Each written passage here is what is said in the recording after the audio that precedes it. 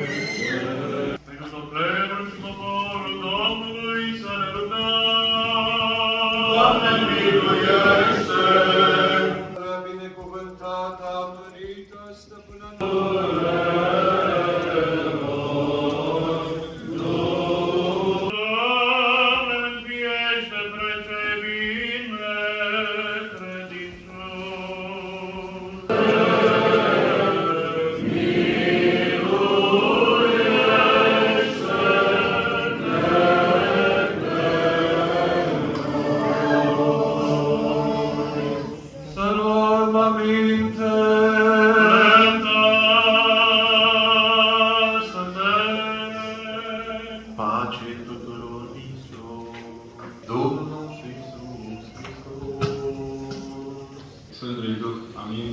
Binecuvântați pe Părinte să pot fi cuvânt de învățătură. În altă Sfinția voastră, preacucernici părinți, cuvioase Părinte, iubiți credincioși, îmi revine misiunea de a nu strica în cuvinte omenești curgerea dumnezeiască a Dumnezeirii.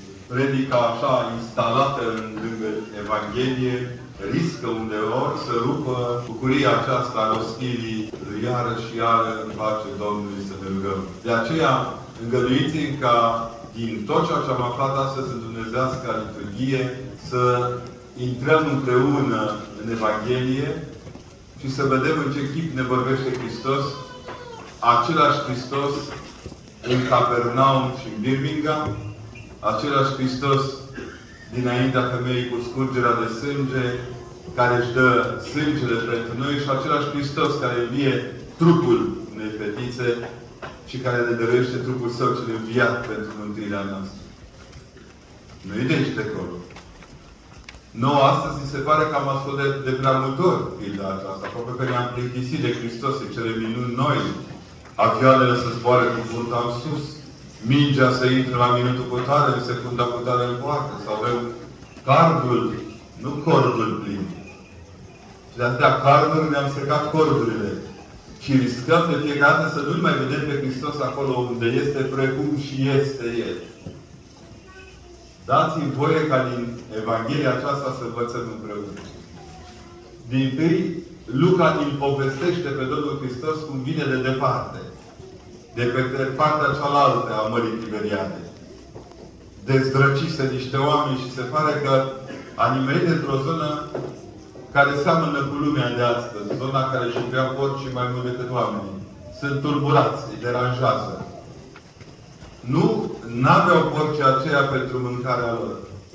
În 92 se descoperă la puține, să zic în mile, la 80 de mile de ținutul Gherghesenilor, se descoperă un templu în care se vădește că au fost jertfiți porci în loc de alte animale. Mântuitorul Hristos nu-i lasă fără mâncare pe cei din Gherghesen sau din Gadara. Îi lasă fără banii făcuți din idolatrie. Dă-ne și nouă, Doamne. Din vânzarea de materie primă pentru templul unor păgâni, deși ei se țineau a fi în continuare oameni extrem de credincioși. Avem și noi porcii noștri câteodată pe care noi așa îi umflăm în pepeni și îi vindem la câte unii și alții, ca să arătăm ce buni, ce mari, ce tari suntem. La trecerea mării, când ajunge pe țărmul Capernaumului, nu în Capernaum, pentru că portul Capernaumului era un pic mai departe, este întâmpinat de mai marile sinagogi. Îi se păstrează numele, Iair. Mulți au crezut că nici n-a existat cu adevărat, până în urmă cu ceva s-a descoperit o tablă de lut ce poartă numele lui Iair. Pentru că în timpul lui s-a refăcut sinagoga. El este cel care negociază la un moment dat cu Domnul Hristos să-L vindece pe un sutaș roman, spunând: acesta ne-a ajutat să ne restaurăm sinagoga. Că nu puteau construi în propria țară decât cu avizul Imperiului. Acum, dumneavoastră, stând în Imperiu, aveți nevoie de avizul celor de la țară, ca să puteți să construiți. Ei bine, Iair este în întâmpinarea Domnului și cere cu o smerenie ieșită din comun, îndrăznesc să spun, ca Domnul Hristos să meargă la casa lui să vindece fetița. Nu tu ifose de protopop pe sinagogă, nu tu ifose să dea cu hainele după el, nu-l interoghează pe Hristos, că se știau deja, se cunoscuseră sau într-un fel sau altul, aflase despre activitatea lui, în mod cert. Altfel n-avea cum să-i ceară să facă o minune dacă ne-ar fi auzit de minunile lui. Iair se deșartă de slava lui de funcționar divin și se așează în fața omului credincios. Iese din pielea unui personaj și devine o persoană extrem de atentă la întâlnirea cu Hristos. Dar, în drum spre casă, se mai ivește o ispită pentru el. El se grăbea să-și ducă omul în care crede, medicul în care credea, se grăbea să-l ducă la fetița lui. Și pe drum apare o nei ca nimeni. O femeie cu scurgeri de sânge de 12 ani. Femeile știți că dacă pentru perioada de ciclu vă dau unii afară din biserică, vă dați seama ce pățea o femeie dacă avea scurgeri de sânge 12 ani. Toți hârăii, toți deștepții canonici ai zonei respective au scos-o cu totul în afara satului. Chiar există un loc de închinare la marginea Capernaumului care are ca notă duhovnicească faptul că a fost casa femeii cu scurgerea de sânge. E dincolo de Birmingham. Mult așa, adică au scos-o cu totul afară din Capernaum, pentru că n-avea voie să trăiască între oameni. Dacă atingea mâncarea, o scurca, dacă atingea sinagoga, o scurca. Femeia are curajul acesta ca tăcută, în suferința ei tăcută, să se atingă de poalele hainei Mântuitorului. Prima dată am crezut că întâmplător se atinge de poalele hainei Mântuitorului. Dar toate profețiile din Psalmi care vizează Mesia ca vindecător spun că se vor atinge de poala ta și scurgerea lor de sânge se va vindeca. Cu alte cuvinte, explic odată în plus că femeia împlinește o profeție. Se vede că Luca e medic, pune diagnoza corectă. Nu este importantă doar scurgerea de sânge. Ce este foarte important faptul că femeia, prin vindecarea ei, împlinește o profeție. Acesta este cel de ale cărui poale atingându-ne, ne vindecăm de sânge. Dar n-are curaj să recunoască. Iar Domnul care simte o putere ieșind din el, întreabă, nu pentru el, ci pentru comunitate. Ce e frumos aici este că apostolii răspund cam cum spune noi înalt preasfințitului când îl înghesuim la intrarea în biserică. Șeful, fii serios, aici te-au atins toți, de unde să știm noi cine te-a atins. Dar Hristos nu vrea să rămână neidentificată femeia.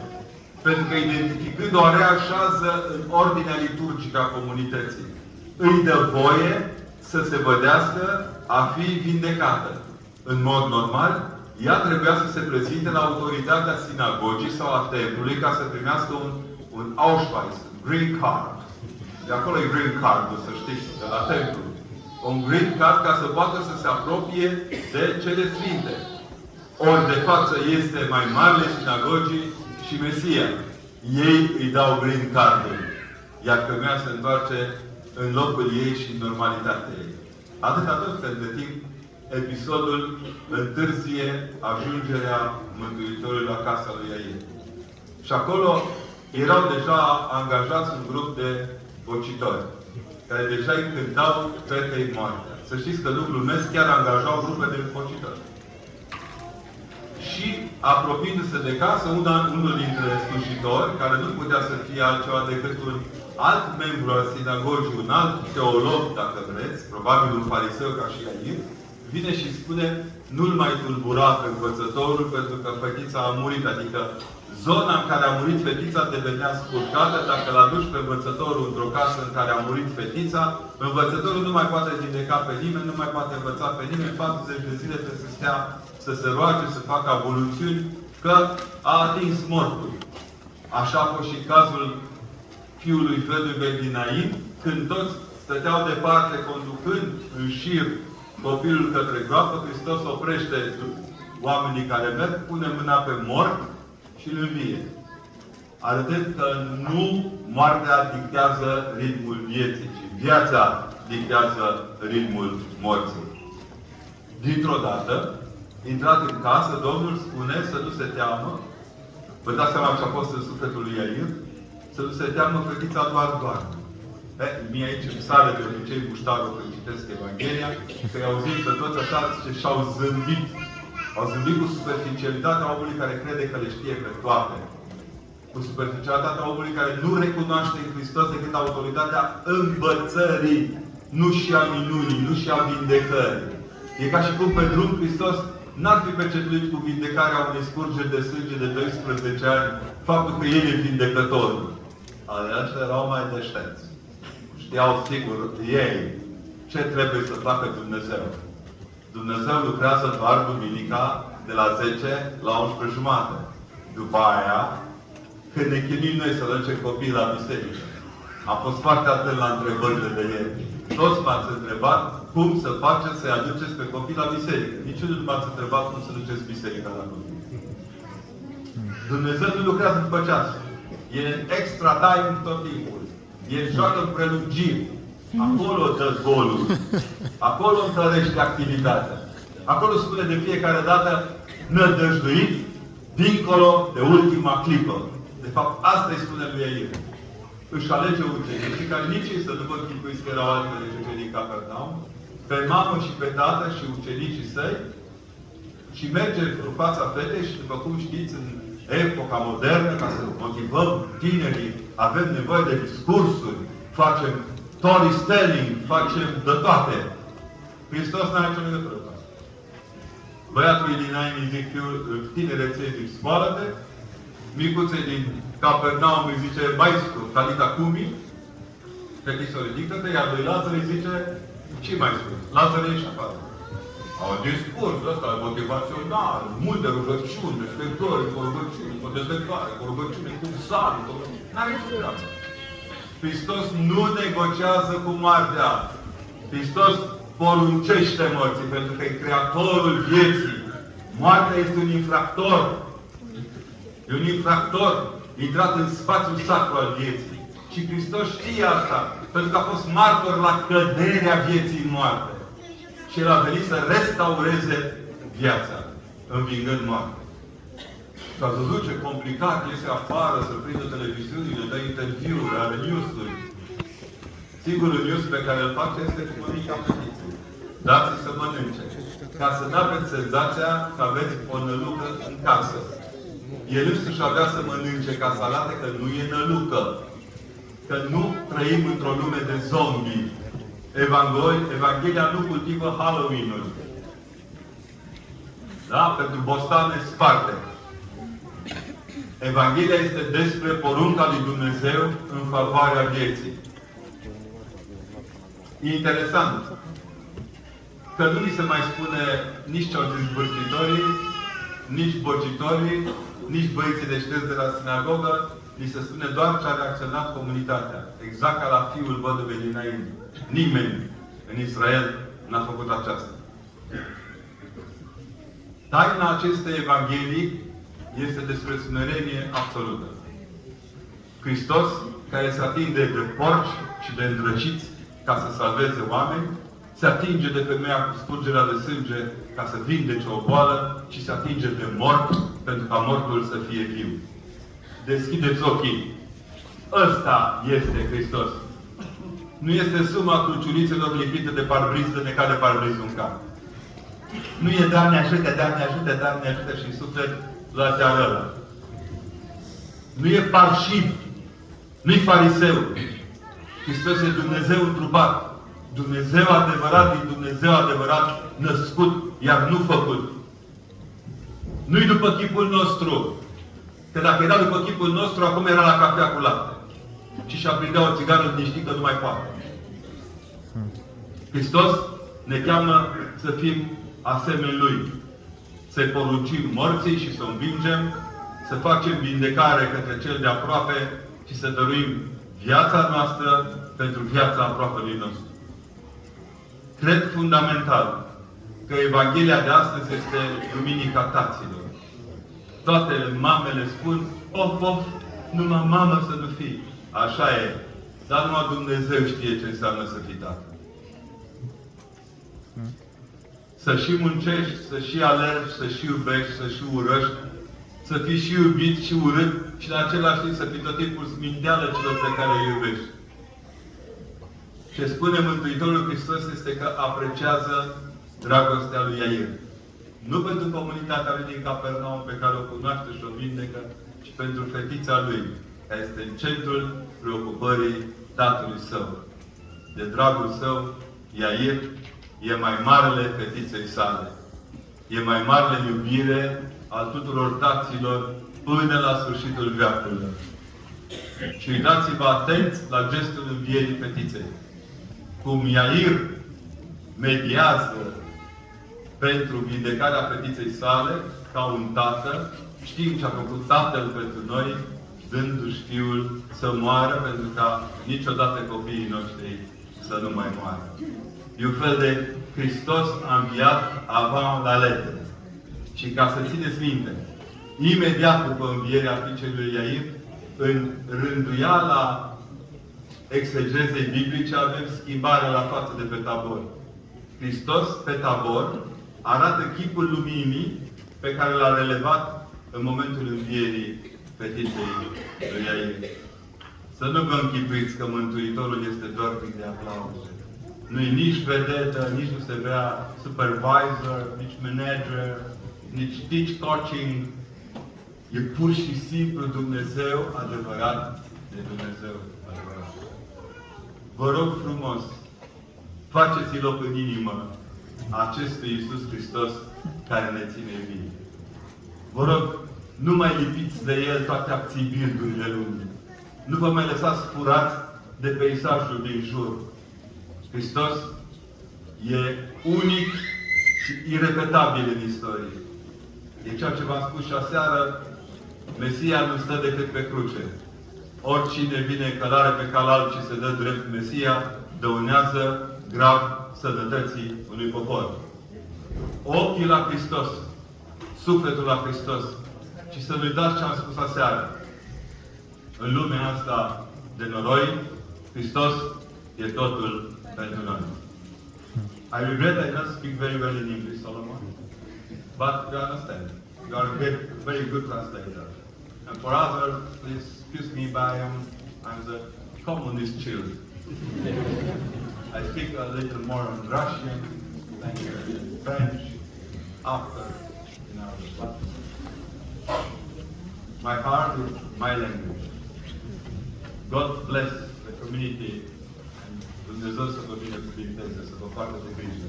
Să fiți cuminți că mai marele sinagogii noastre prezent aici, Iairul acesta, o să învățați în timp cât de bun Tată poate să fie.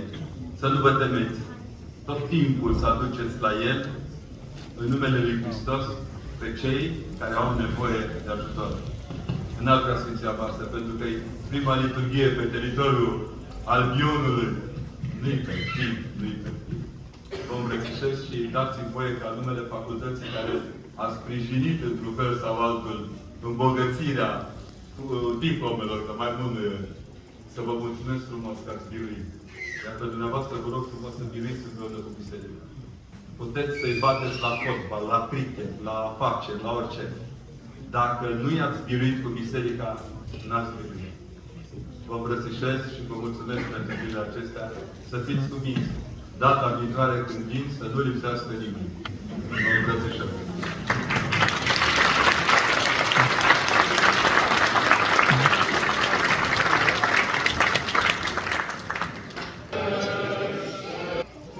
Deci concluzia Nepsis este că la anul facem altul.